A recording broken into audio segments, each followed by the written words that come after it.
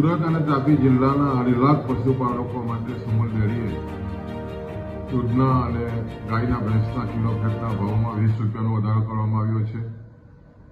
ભેંસના દૂધમાં કિલો ફેટે 850 હતા, એમાં 20 રૂપિયા વધારીને 870 કરવામાં આવ્યા છે। એ જ રીતે ગાયમાં 810 રૂપિયા હતા, એમાં 20 રૂપિયા વધારીને 830 કરવામાં આવ્યા છે।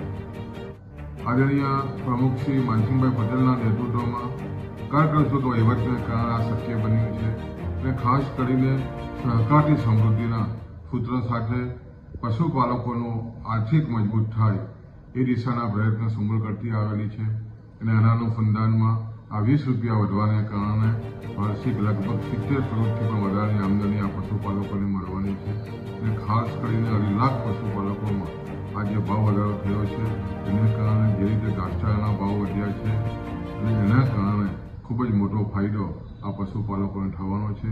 પશુપાલકોમાં ખુશી છે।